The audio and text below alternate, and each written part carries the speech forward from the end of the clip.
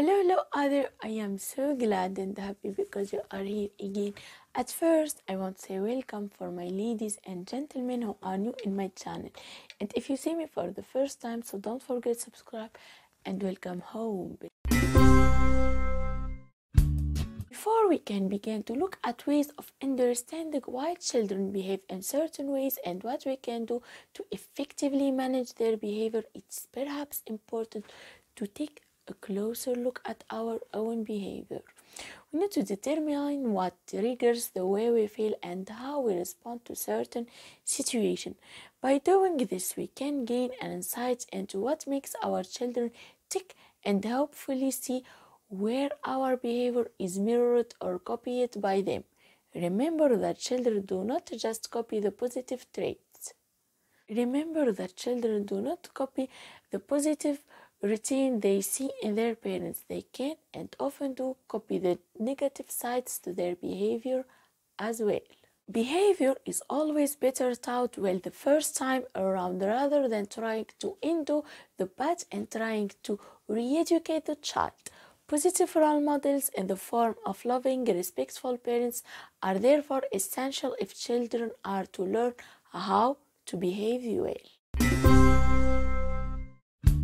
There are several influences which may affect the sort of parent you are, and these include the way you have been brought up, the type of person you are and what you expect from your children, and the type of children you have. Of us are strongly influenced by our own parents' beliefs and the way in which we were raised ourselves, and we often repeat the cycle regardless of whether our own upbringing was a positive one or not. Breaking the cycle of a poor upbringing can be very difficult as we tend to fall into a pattern, and even if you thought your own upbringing was too strict or severe, you may well find yourself mirroring this kind of upbringing for your own children. This can be because you do not know any other way of being a parent, or because subconsciously you believe this to be correct way of parenting. Some parents, however, will bring their own children up in the completely opposite way if they feel their own upbringing was too strict. For example, they may adopt a permissive style of parenting themselves and allow their children the freedom they felt they were deprived of. Own beliefs and traits will go a long way towards shaping how you act as a parent and what you expect from your own children. You may be a well-organized person who likes a structure to their life, and as such you are more likely to want control over your children and family life. On the other hand, you may be laid back and relaxed and feel content allowing your children to have lots of freedom. You may have been brought up in a strict environment yourself where you were not allowed to misbehave, and as a result, you will probably expect your own children to behave in much the same way. You may be very fortunate and have children who instinctively know how to behave, though this is very rare, who only need reminding occasionally that their behavior is unacceptable. Or you may have children who appear to push the boundaries to the limits at every given opportunity and need constantly reminding about how to behave. You may have 2 or more children, but they will all be different. So what you have to do is avoiding comparing your children or saying things like, "Why can't you be more like your brothers or sisters?" as this will undermine their individuality and cause resentment between siblings. Shy, timid children will need a different style of parenting to loud, boisterous and confident children. Your own behavior and in particular your temperature is absolutely critical when bringing up children. Do as I say as not as I do is a very old-fashioned and, dare I say it, unacceptable saying for parents to use an excuse when their children copy their own undesirable behavior.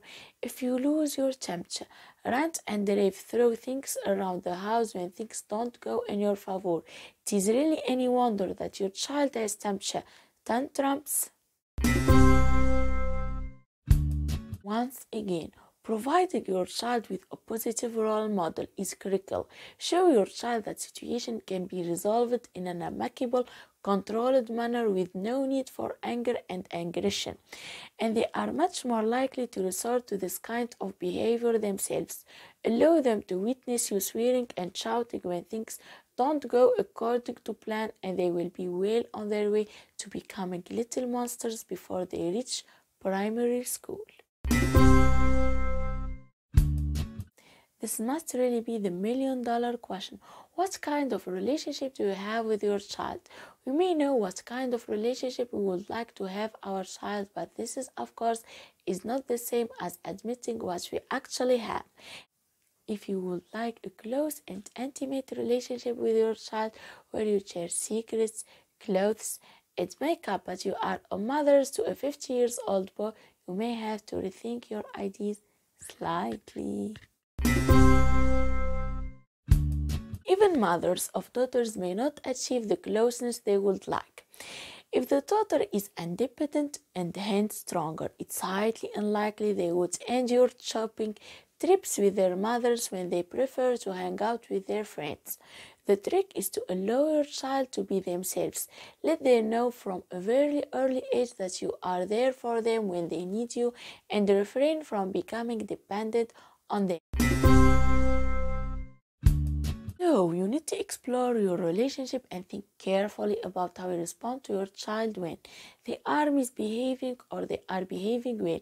It is easy to overlook the child who is playing wildly and who does as they are told. But it is really fair for the child who misbehaves to get more attention than those who don't. Thank you for being here. Thank you for watching my video. Love you to the moon and back.